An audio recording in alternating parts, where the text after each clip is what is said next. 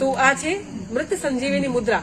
અથવા કોઈને એટેક આવી ગયો, સમજી તમારે કોઈને ખબર પડી એને કઈ પ્રોબ્લેમ થાય છે, એ વખતે તમે ડોક્ટર સુધી પહોંચો ને તમારા સુધી ડોક્ટર પહોંચે એમાં કઈક સમય નીકળી જાય, એ વખતે જો 2 જણા હાથ પકડીને આ મુદ્રા કરાવી દે, એ વ્યક્તિનું આયુષ્ય બળવાનું હોય તો 110% એ વ્યક્તિ બચી જાય.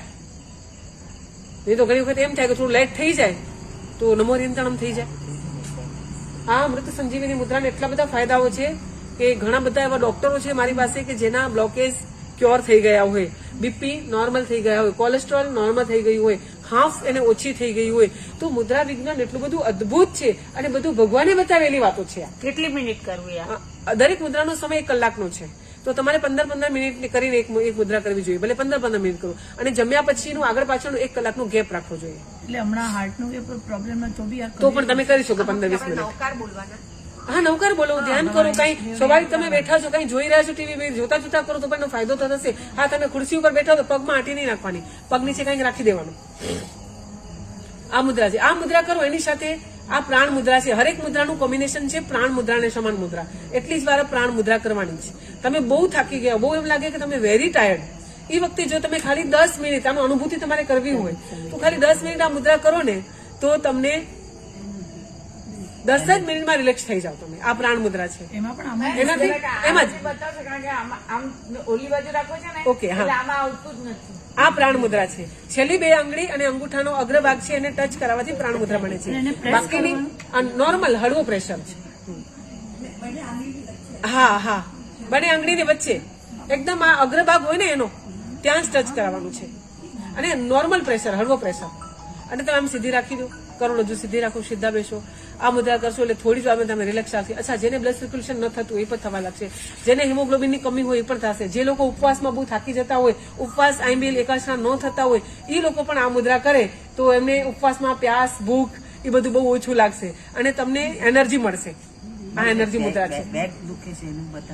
એની બતાવો.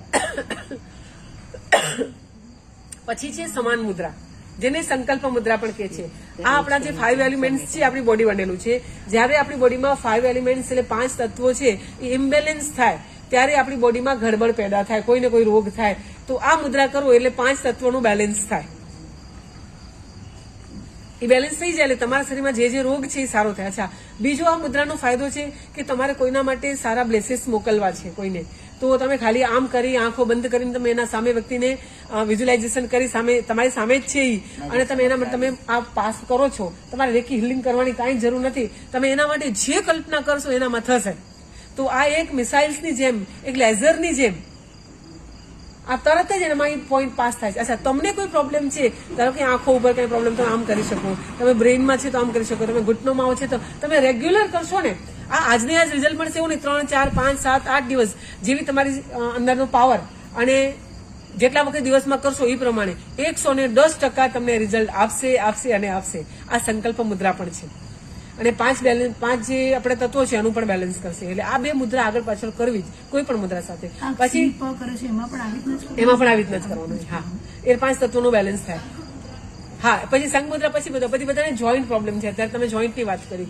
જોઈન્ટ પ્રોબ્લેમ માટે સૌથી પહેલી એક મુદ્રા છે કે જેનાથી પેટના બધા દર્દો સારા થઈ જશે. તમારું પચન છે, અપચન છે, ગેસ છે, એસિડિટી છે, પિત્ત છે, એ બધા સારા તેના માટે છે. જમીને તરત જ કરવાની વાયુ મુદ્રા અને આખી બોડીના, હોલ બોડીના જોઈન્ટ પ્રોબ્લેમ્સ આ વાયુ મુદ્રા છે. પહેલી આંગળી અંગૂઠાના મૂળમાં રાખી, ઉપર અંગૂઠો રાખી દબાવી પછી તમે આમ હાથ રાખી દો. જમીને તરત જ થઈ શકે. 84,000 મુદ્રાઓમાંથી એક જ એવી મુદ્રા છે કે જે તરત જ થઈ શકે, જમીને તરત. 15 મિનિટ જે કોઈ આ મુદ્રા કરે એનો આ પેટો બા ક્યારે વધે નહીં. ઓછું થઈ જાય. હા, વાર લાગે પણ થઈ જાય. પછી અપચન છે, ગેસ છે, એસિડિટી છે, પિત્ત છે એ અને પ્લસ જોઈન્ટ પ્રોબ્લેમ, આ બધા એનાથી સારા થાય. આ જમીને તરત થઈ શકે. પછી જોઈન્ટ માટે હજી એક મુદ્રા છે. પછી સંઘ મુદ્રાનું કહું. જોઈન્ટ માત્ર છે આ મુદ્રા તમે કરશો ને અંદર આંગળા નાખી દેવાના આમ, પછી આને આમ કરીને પેક કરી દેવાના. પેલા અંદર નાખી દેવાના, પછી એકબીજા પહેલી બીજી સાથે, બીજી સાથે, ત્રીજી સાથે, ચોથી સાથે જોડી અને એને પેક કરો. આમ જુઓ, વચ્ચે જગ્યા નથી. જુઓ મારી, જુઓ દુખશે હો બહુ જ. આ જુઓ એકદમ પેક થશે. ધીરે ધીરે તમે રોજ કરશો તો થશે. સહી તો જાય પણ આ વાર લાગે દુખશે.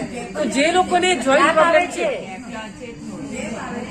ધીરે ધીરે થઈ જશે, વાંધો નહીં.